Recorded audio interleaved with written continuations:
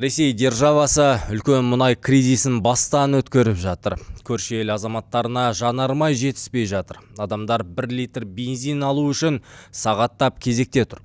Жанармай үшін жаға жыртысып жатқандар да бар. Қазақстан Ресейге жанармай беретін болыпты. Бұл өзімізге жетпей жатқан жанармай бағасына әсер ете ме? Сарапшылар не дейді? Ақпарды айтып берем. Ассалаумағалейкум. Украина Ресейдегі мұнай базасына шабуыл жасағанын естідіңіздер. Кейін әлемдік басылымдар бұл Ресейдің қалтасын қағатыны жанармай кризисіне алып келетінінде жарыса жазған болатын. Біреуге малғайға, біреуге жанғайға. Әлеуметтік желіде көрші елде жанармай үшін жаға жыртысып жатқан видеоны көрген шығарсыздар.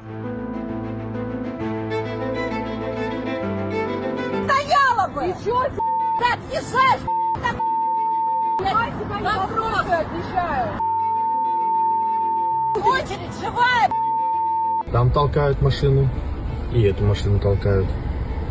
Көрші Ресей мұнайдан қысылып жатқанда Қазақстан өзіне жетпеген жанармайды тасымалдауы дұрыс па?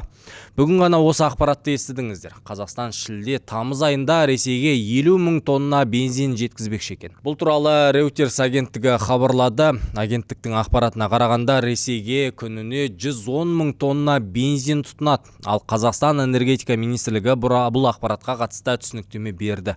Ресей тарапынан ресми өтініш түскен жоқ деп отыр екен. Түскен жағдайда өзара тиімді коммерция шарты бойынша жеткізу мүмкіндігін қарастырамыз депті. Естеріңізге сала кетейік, бұған дейін Reuters Мәскеу мен Астана 50 мың тонна АИ-92 бензинін сатып алу туралы келіссөз жүргізіп жатқандығын хабарлаған.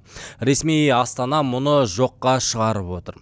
Жалпы бізде жанармай бағасы да тұрақты емес екендігін білесіздер. Күн сайын байқатпай баға қосып отырған кәсіпкерлер көршідегі ұсынысқа қызығып өздері әрекет жасауы мүмкін деген қауіп бар.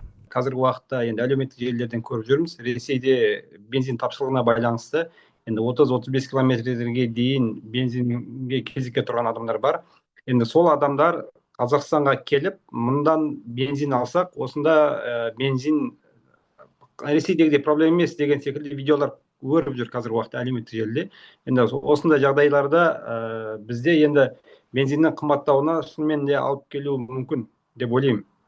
Жалпы бірақ Ресейдегі жағдаймен салыстырғанда Қазақстан Ресейге бензинге тәуелді емес қазіргі уақытта. Ішкі нарықты біз өзіміздің МПЗ-лармен қамтамасыз етіп отырмыз. Қосымша МПЗ салуға бола ма екен, сондай бір жағдайлар жасап,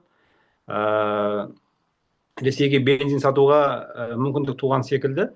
Оның үстіне Ресей енді өздері де ресми түрде Қазақстан мен Үндістаннан бензин сатып алуға ниеттер бар екенін білдірді.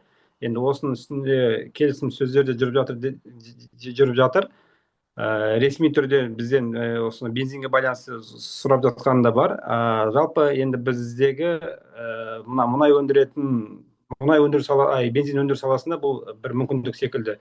Оны да бір пайдаланып Ресейге қазіргі уақытта бензин сатуға, енді әрине бұл нәрсе ішкі нарықты түгелдей қамтамасыз етіп болғаннан кейін ішкі нарықтағы бағаға әсер етпейтіндей жағдайдан соң экспортқа Ресейге бензин сатуға мүмкіндік туған секілді біздің МПЗ-ларға. Еске салып өтсем, маусым айында Украина Ресейдің мұнай өңдеу зауыттарына шабуыл жасап, Ресей басшылығын абдыратып тастаған.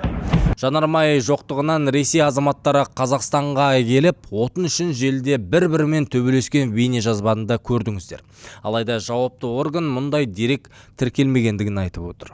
Кейбір кезде Өзбекстанда да бензин тапшылығы болған уақытта бізде енді әртүрлі қитұрқы жолдармен, бейресми жолдармен Өзбекстанға да бензин сатқан уақыттар болды. Онымен қаншама адамдар ұсталып жатты.